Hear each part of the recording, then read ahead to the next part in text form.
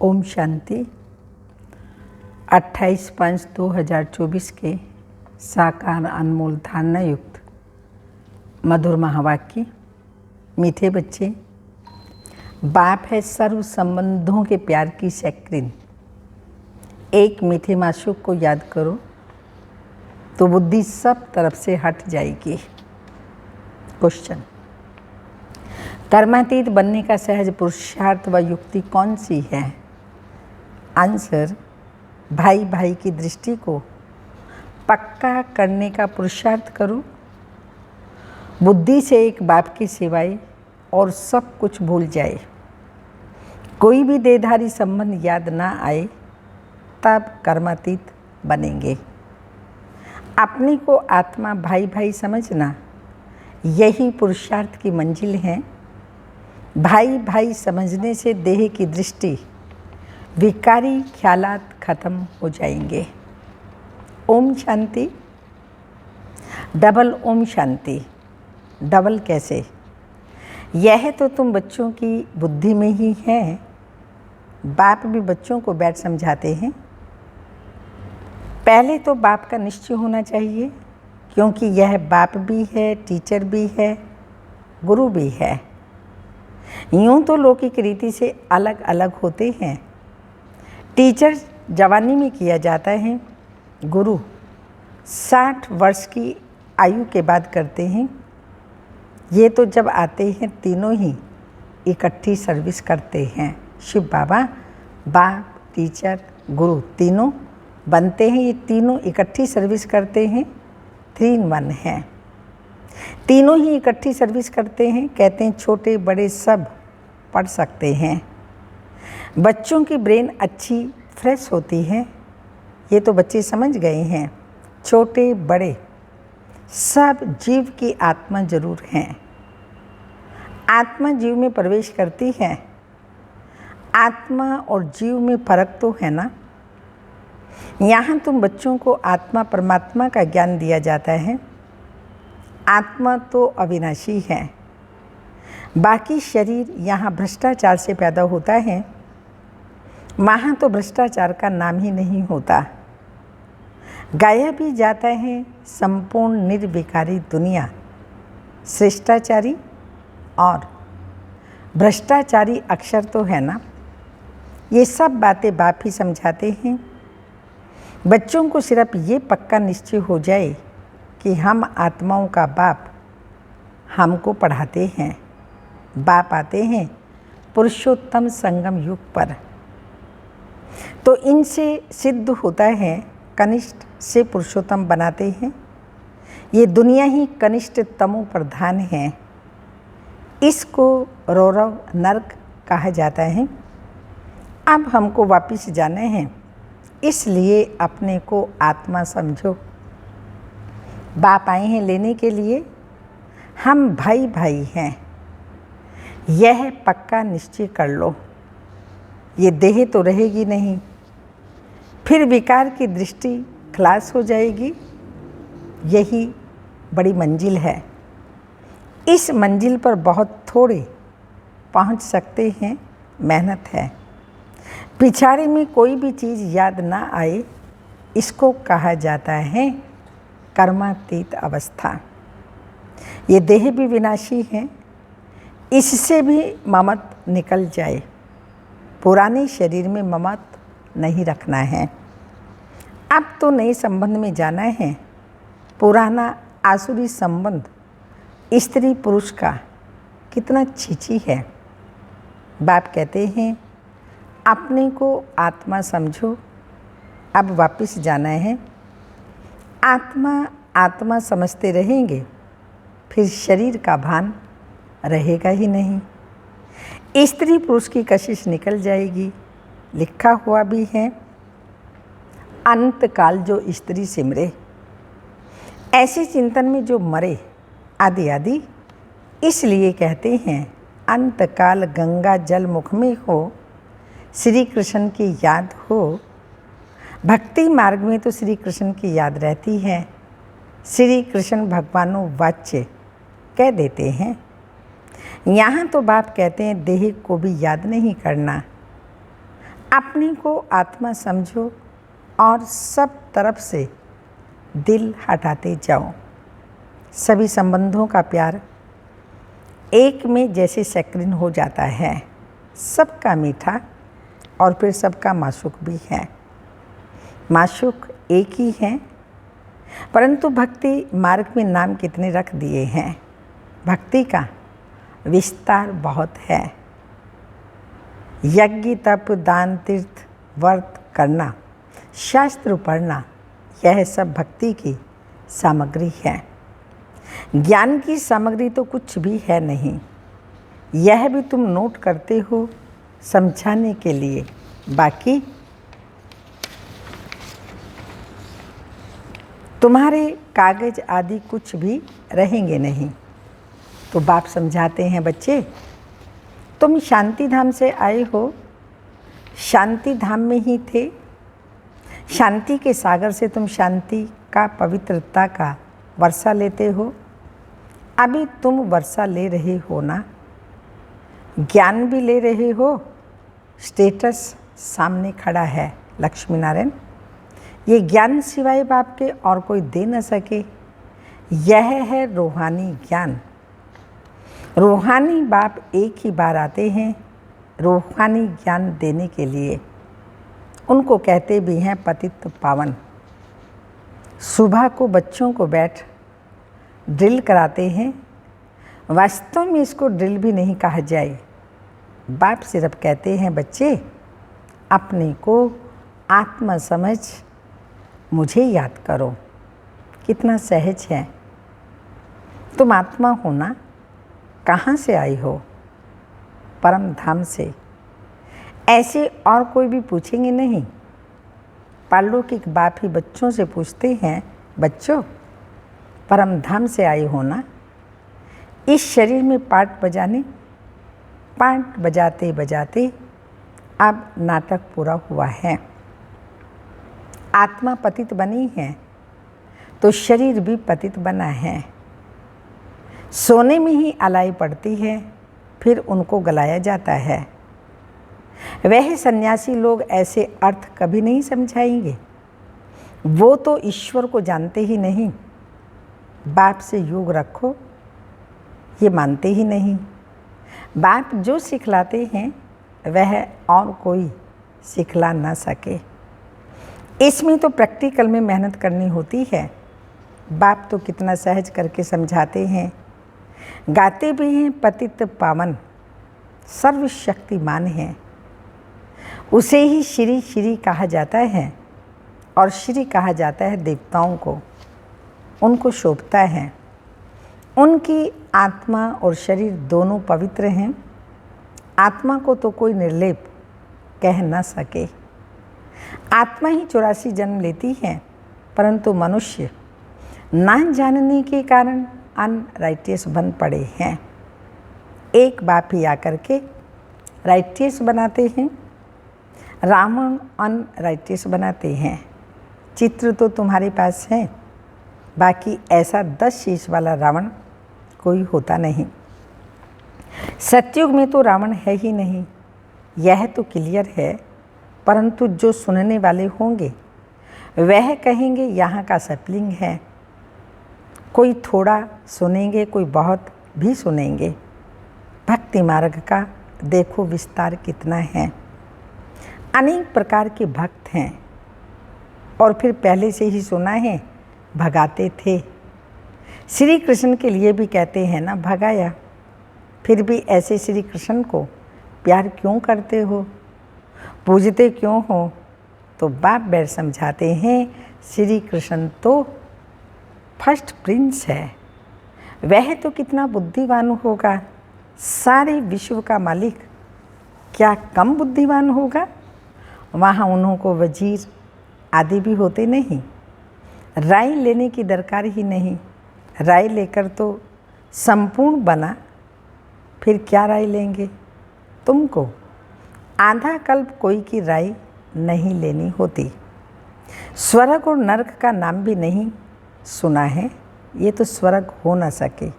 अभी कलयुगी दुनिया है, ऐसी पापाचारी भ्रष्टाचारी दुनिया, ये स्वर्ग कैसे हो सकता है? पत्थर बुद्धि हैं जो समझते हैं यहाँ हमको धन महल आदि सब हैं, यही स्वर्ग है। परंतु तुम जानते हो स्वर्ग तो है नई दुनिया। स्वर्ग में तो सब सदगति में होते हैं। स्वर्ग नरक इकट्ठा थोड़ी होगा। स्वर्ग किसको कहा जाता है, उसकी आयु कितनी है, ये सब बाप ने तुम्हें समझाया है। दुनिया तो एक ही है। नई को सतयुग, पुरानी को कलयुग कहा जाता है। अब भक्ति मार्ग खलास होना है। भक्ति के बाद चाहिए ज्ञान। सभी जीवात्माएं पांट बजाते बजाते पतित बनी है। यह भी बाप ने समझाया है। तुम सुख जास्ती पाते हो। 3-4 है सुख, बाकी 1-4 दुख है। इसमें भी जब तमो प्रधान हो जाते हो तब दुख जास्ती होता है। आधा आधा हो तो मज़ा भी कैसे हो। मज़ा तब है जबकि स्वर्ग में दुख का नाम निशान नहीं रहता। तब तो स्वर्ग को सब याद करते हैं। नई दुनिया पुरानी दुनिया का यह बेहद का खेल है जिसको कोई जान नहीं सकता। बाप भारतवासियों को समझाते हैं, बाकी जो सब हैं वह आधा कल्प में ही आते हैं। आधा कल्प में ही सिर्फ तुम सूर्यवंशी, चंद्रवंशी, तुम पवित्र रहते हो, इसलिए तुम्हारी आयु बड़ी रहती है और दुनिया भी नई है। वहाँ एवरीथिंग न्यू। सतयुग में सब कुछ नया नया होगा। अनाज, पानी, धरनी आदि सब नया। आगे चल कर के तुम बच्चों को सब साक्षात्कार कराते रहेंगे कि ऐसे ऐसे होगा। शुरू में भी हुए, फिर पिछाड़ी में भी होने चाहिए। नज़दीक आएंगे तो खुशी होती रहेगी। मनुष्य बाहर देश से अपने देश में आते हैं तो खुशी होती है। कोई बाहर में कहाँ मरते हैं तो उनको एरोप्लेन से भी अपने देश में ले आते हैं। सबसे फर्स्ट क्लास पवित्र ते पवित्र धरनी भारत है। भारत की ही महिमा को तुम बच्चों के सिवाय और कोई जानते ही नहीं। वंडर ऑफ द वर्ल्ड है ना, उसका नाम है स्वर्ग। वह जो वंडर्स दिखाते वो सब नर्क के हैं। कहाँ नर्क के वंडर्स और कहाँ स्वर्ग के, तो रात दिन का फ़र्क है ना। नर्क के वंडर्स भी बहुत मनुष्य देखने जाते हैं। कितने ढेर मंदिर हैं। वहाँ तो मंदिर होते नहीं, नेचुरल ब्यूटी रहती है। मनुष्य बहुत थोड़े होते हैं, सुगंध आदि की भी दरकार नहीं रहती। हर एक को अपना अपना फर्स्ट क्लास बगीचा रहता है, फर्स्ट क्लास फूल होते हैं। वहाँ की तो हवा भी फर्स्ट क्लास होगी। गर्मी आदि कभी भी तंग नहीं करेगी। सदैव बाहरी मौसम रहेगा, अगरबत्ती की भी दरकार नहीं। स्वर्ग का तो नाम सुनते ही मुख पानी होता है। तुम कहेंगे ऐसे स्वर्ग में तो झट पहुँचे, क्योंकि तुम स्वर्ग को जानते हो। परंतु फिर दिल कहती है अभी तो हम बेहद के बाप के साथ हैं, बाप पढ़ाते हैं, ऐसा चांस फिर थोड़ी मिलेगा। यहाँ मनुष्य मनुष्य को पढ़ाते हैं, वहाँ देवताएं देवताओं को पढ़ाएंगे। यहाँ तो बाप पढ़ाते हैं तो रात दिन का फ़र्क है। कितनी खुशी होनी चाहिए। 84 जन्म भी तुमने लिए हैं। तुम ही वर्ल्ड की हिस्ट्री ज्योग्राफी को जानते हो कि हमने तो अनेक बार ये राज्य लिया, फिर रावण राज्य में आए। अब बाप कहते हैं तुम एक जन्म पवित्र बनो तो 21 जन्म तुम पावन बन जाएंगे। क्यों नहीं बनेंगे। परंतु माया ऐसी है, भाई बहन की भी दाल नहीं गलती, कच्चे रह जाते हैं। दाल गले तब जब अपने को आत्मा भाई भाई समझे, देह का भान निकल जाए। ये मेहनत बहुत है, सहज भी बहुत है। कोई को कहेंगे बहुत डिफ़िकल्टी है तो उनकी दिल हट जाएगी। इसलिए इसका नाम ही है सहज याद, सहज ज्ञान। 84 के चक्र को जानना है, पहले पहले बाप का परिचय देना है। बाप की याद से ही आत्मा की जंग उड़ जाएगी और पवित्र दुनिया का वर्षा पाएंगे। पहले बाप को याद करो। भारत का प्राचीन योग ही करते हैं जिससे भारत को विश्व की बादशाही मिलती है। प्राचीन कितने वर्ष हुए तो लाखों वर्ष कह देते हैं। तुम जानते हो 5000 वर्ष की बात है। वही राजयोग फिर से बाप सिखला रहे हैं। इसमें मूंझने की दरकार नहीं। पूछा जाता है तुम आत्माओं का निवास स्थान कहाँ है तो कहेंगे हमारा निवास स्थान भ्राकुटी है। इस शरीर में भ्राकुटी है जिसकी यादगार सुहाग की निशानी बिंदी लगाते, विजय की निशानी तिलक देते। तो बाबा ने कहा आत्मा भ्राकुटी में रहती है तो आत्मा को देखना पड़े। ये ज्ञान तुमको अभी मिलता है, फिर वहाँ ज्ञान की दरकार ही नहीं रहेगी। मुक्ति जीवन मुक्ति को पा लिया खलास। मुक्ति वाले भी अपने समय पर जीवन मुक्ति में आकर सुख पाएंगे। सब जीवन मुक्ति में आते हैं वाया मुक्ति। यहाँ से जाएंगे शांति धाम और कोई दुनिया है ही नहीं।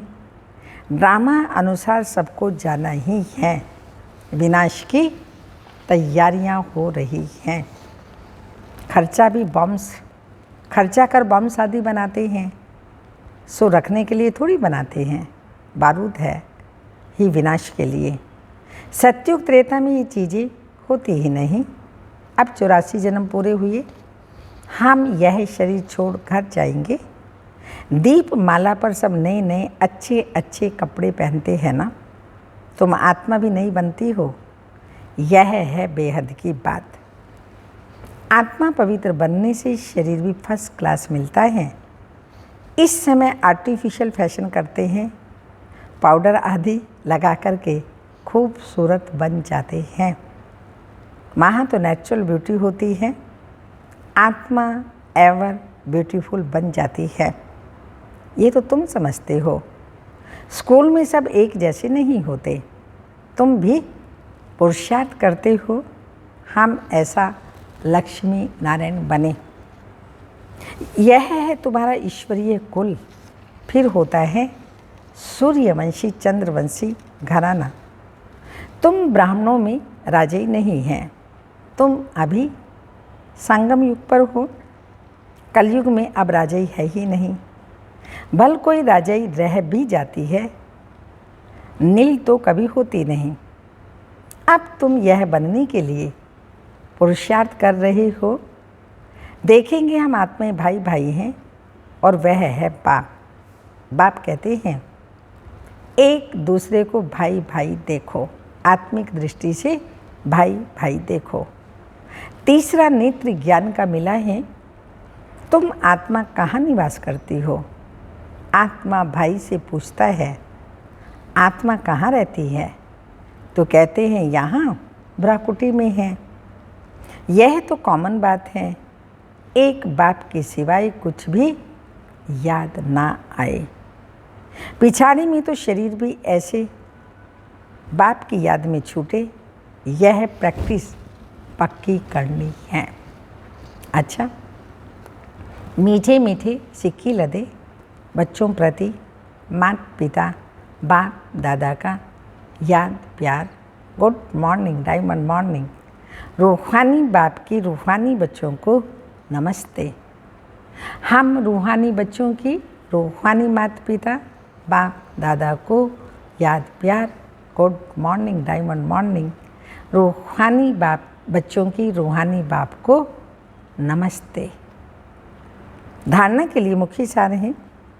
सतयुग में फर्स्ट क्लास सुंदर शरीर प्राप्त करने के लिए अभी आत्मा को पावन बनाना है, कट उतार देनी है, आर्टिफिशियल फैशन नहीं करना है।